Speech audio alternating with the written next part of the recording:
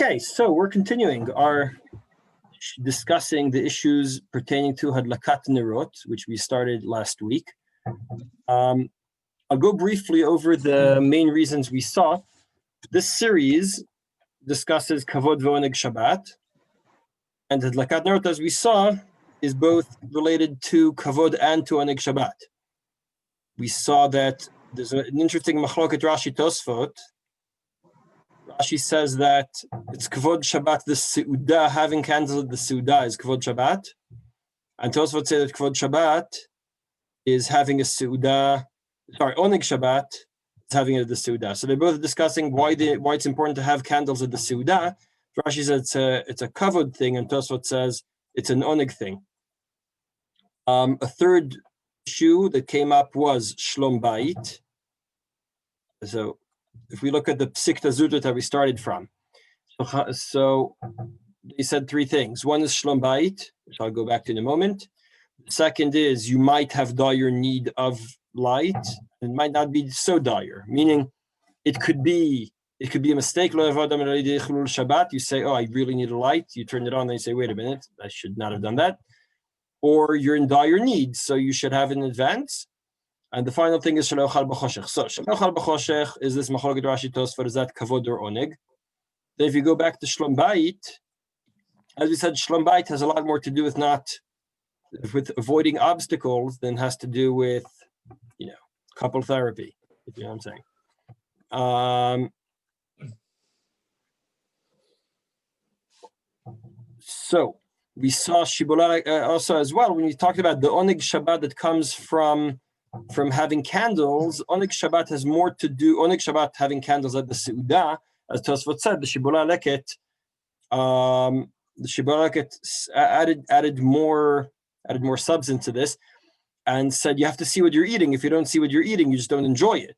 So again, Oneg Shabbat is not having candlelit dinner in the modern sense. Oneg Shabbat is enjoying seeing what you're eating. Otherwise, you just don't enjoy eating. So that's the Vatiznach Mishalom Nafshi. We discussed this and we said Hadlakat Ner b'Shabbat. Rashi says otherwise you just bump into things, and that's a Shlom Bait issue. We're going to prove that again a bit later on from the Maharil that I'll bring shortly. Remind me if we discuss. So basically, I'll say briefly. Clearly, it's important to have the candles at the Seudah. Is it a Kavod thing or an Oneg thing? We saw Rashi and Tosfot. Fine. You needed Mishum Shlom Bait, just in terms of avoiding obstacles, and to deter possible Chilul Shabbat by just lighting candles inappropriately. Remind me if we went over the Rambam. I don't remember if we discussed the Rambam. I went over the Rambam. I don't remember if I went over it. We did, Yaakov? Yeah, we did. Okay, so I'll just say very briefly, the Rambam in one place he writes that it's Oneg Shabbat, another place he writes it's Kavod Shabbat. Machloket I brought between Aruch HaShulchan and the Grease. And Beit HaLevi. I was confused those two. I don't know why. It must be related. I'll start with the Beit HaLevi. He has a certain explanation that everything in Perek Lamed has to do with things you do on Friday. Generally, his rule is, the Brisker rule goes like this. Kavod Shabbat is anything you do until Shabbat. Oneg Shabbat are things you do on Shabbat. Right? So you set up the candles, you have to light the candles in advance. That's something you do on Friday. You don't enjoy them on Friday. Right? You enjoy them on Shabbos. You have to Kavod Shabbat, not Kavod Friday, obviously. Right? So you have to have, Oneg Shabbat, not Oneg Friday. I meant that way, yes. So Oneg Shabbat has to be on Shabbat. You can't enjoy Shabbat not on Shabbat. So what happens on Shabbat is Oneg Shabbat. What happens before Shabbat, which is, right, Masader Adam Shulchano Be'erev Shabbat, right? Right? So anything Kavod Shabbat has to do with Mibod Yom, anything you do before Shabbat. Now, of course, you might say, well, I need to wash my dishes on Shabbat because they get dirty and it makes the kitchen, smelly and dirty. Fair enough. That would also be Kavod Shabbat. It's not that there's no way of having Kavod Shabbat on Shabbat itself, but you can light candles on Shabbat itself. So lighting candles on Shabbat itself, and therefore he says, when you light candles on Friday, you're doing Kavod Shabbat. When you have the candles on Shabbat, that's Oneg Shabbat. That's the Beit HaLevi's Mahalach. Aruch HaShulchan says this all has to do, Per Kalamid, all has to do with the Suda. So Kvod Shabbat is anything that has to do with the Suda. We're mechabed the Shabbat by having a nice Suda. A nice Suda has to have appropriate lighting, nice candles, and that's part of Kvod Shabbat. Oneg Shabbat must be not bumping into things. Now, the Rambam in Perkei doesn't explain. He just says lighting the candle is not reshut, and it's not a mitzvah. It's something you have to do. Right? It's not a positive mitzvah that you can choose to do or not. It's a mitzvah that's upon you. How do you say mitzvah chiyuvit? Mitzvah that's a chiyuv. Yes, that's one way of saying it, right? You're obligated to light candles. It's not a mitzvah you can choose to do. That's the main point of this Rambam's halacha, where he mentions Oneg Shabbat. So, so it's not so clear what is he referring to, in what context, what is the point, what is the goal of having the candles in this halacha in Perkei. That's where Shulchan can argue. Over here, it has everything to do with the Seuda in Per Kalamid and Perkei. It's undefined. It must be everything else, as in not stumbling into things. Beit HaLevi says, well, read the rest of the halacha in Per Kalamid. It's all things that prepare for Kvod Shabbat. So it must be the preparation of the candles is Kvod Shabbat, but the pleasure, the benefit of the candles on Shabbat itself is Oneg Shabbat. Beseder, wanted to review that before we go into our next issue, which is what really happens in our world with lighting. Now, this is going to be a twofold issue. The first issue we're going to deal with is just technically, can you make a bracha when you have sufficient lighting without the candles? And what should be done about that?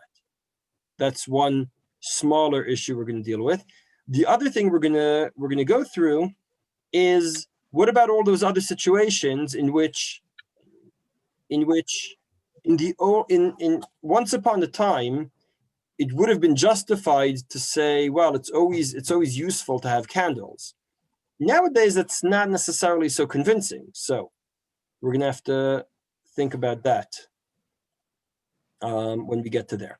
So let's start with the first issue. Just what do you do in terms of, can you make a bracha on candles when you already have sufficient electric lighting?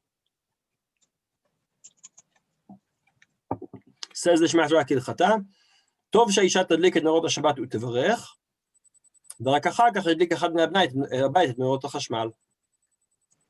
Or even worse, quote unquote, או שיכוון את שעון השבת שבאמצעותו ידלק אור החשמל לאחר מכן. I'm stopping here purposely because the next solution is different in kind.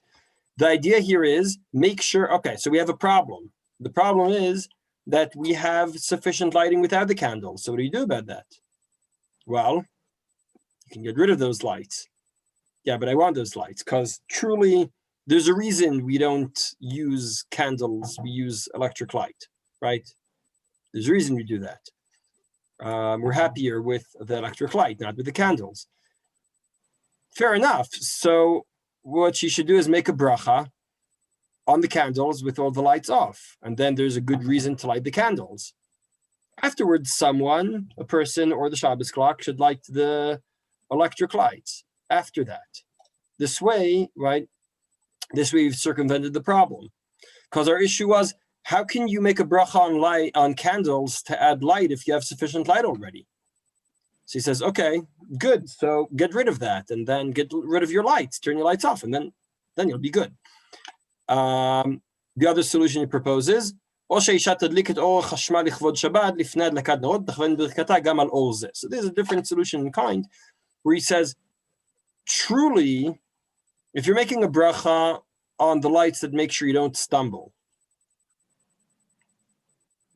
the main lights that do that are the electric lights, not the candles. Okay, now you can still argue there's a kavod Shabbat in the candles. Fair enough. So make a bracha on the candles, but have kavan on everything, because you want to have kavan on all aspects of the mitzvah, right? So these are the two solutions Shabbat K'ilchata suggests. One is turn off. You have sufficient light, so make your light insufficient. Turn some lights off. That's the first solution. The second solution, and then turn them back on because you want them for Shabbat, obviously. Alternatively, she should have kavana on both. Rav Sternbuch takes this another step and says that this is the way you should be thinking about things anyway. He says like this: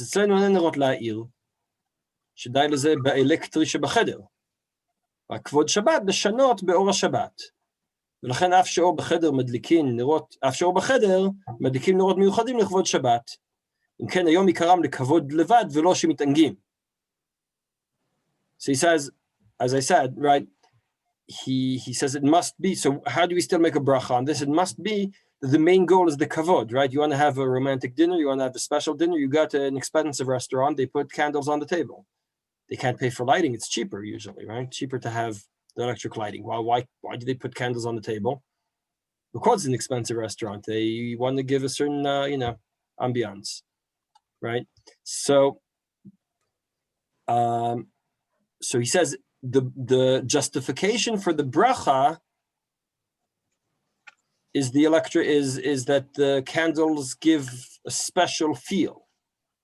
Now, once again, I mentioned this last time already. That seems to be a bit of anachronism, because in Chazal's time when they were lighting candles, it wasn't for romance. A romantic notion, not necessarily a couple on their own. I'm talking like the ambiance. It wasn't for that. It was just technically there was no light. You had to light candles. To then say what was Kavod Shabbat, we now get the same with candles by lighting them, because candles still have that romantic notion, is a bit surprising. But one of the things I mentioned last time is it's going to get much worse. Achronim really, I'd say, clung to this mitzvah and to this bracha. Like it's astonishing, because I think in most other halachot you'd see the frumer poskim saying, nowadays you really can't make this bracha because we're just not sure, right? Mm-hmm. But in this context, the kulot are unbelievable. Just you wait, it'll get worse.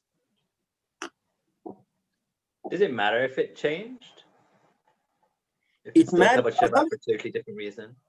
Sorry? It's still it's a totally different reason why it's Kavod Shabbat now, but it's. So my problem is this: in Chazal's time, was when they established a bracha for lighting the candles, what is the bracha for? My understanding is not for the act of lighting the candle, it's for the act of lighting the candle and creating light, without which you wouldn't have a good Sudat Shabbat. You know what I'm saying? Yeah. That's my problem. Can I ask a question or two? Sure, go ahead. First of all, can I just read the Mishnah Halachot first, and then? So? Uh-huh. The Mishnah Halachot takes a different angle. He says, no, Adrabah, you should think about everything. He doesn't, as opposed to the Shemar Shait Kilchata, who said, well, it's best to turn everything else off. And then he says, if you have candles, and when you make the bracha on your candles, it's fine that you also have the other light, because what you're saying is, I want to phrase it in a more extreme way. Chazal's takana was not to light the candle per se. Chazal's takana was to obligate you to make sure that you have sufficient and fun and good lighting on Shabbat. And that means you set your Shabbos clock. So really, nowadays, you should make a bracha on setting the Shabbos clock. Now, all right, I'm not really going to change the bracha and say, now make the bracha on the Shabbos clock. But truly, when you light candles, you should have kavana that I'm doing Chazal's takana, but I'm having kavana on setting the Shabbos clock. You know what I'm saying? On flicking on the other lights. And having kavana on everything I've done during the day to ensure that right now when I light the candles, I have sufficient light. Not solely on these specific candles. because these candles aren't so meaningful in that sense. And so I think he's saying, right, think about it the other way. We're going to revisit this later on when we discuss the question of, is the mitzvah lighting the candles or is the mitzvah having the candles lit? I pointed out in the Rambam that the Rambam switches the language here. Where's the Rambam? Over here. Right? Mesader adam shulchano. Someone has to be active and do it, right? Tzarich letaken beito. Someone has to actively do it. V'yihyeh ner daluk. Why not ve'edlik ner? Or v'tzarich le'edlik ner, right? Right? Mesader shulchano, letaken beito. Really, these are all specific, specifically defined, right? They're pointing at a specific person who is he who is metaken, he who is mesader. Ner daluk is pointing at the candle, not the person, right? Just pointing that out in the context of Rav Klein here, and I think this is the right way to think about it. Again, you could go with the Shema Chata and say, but that seems to me, it feels like a bit you're working like this. Now, you're saying, let's put us back in the Middle Ages, and then we'll justify the bracha, right? Turn your electric lights off, then I'll justify the bracha on the candles, and then you could turn the electric lights back on. Seems like a bit of a game to me. Now I understand the thinking. I understand why that's one way of maintaining the original takana. But in the Mishnah Lachot, I think I'd say I like this take more. Sorry. And with my added interpretation, the way I understand it, the point is, when you make the bracha, you're saying, I'm now doing the takana Chazal said to do, which is lighting a candle. And my kavanah is, I've made sure there's sufficient light around the house.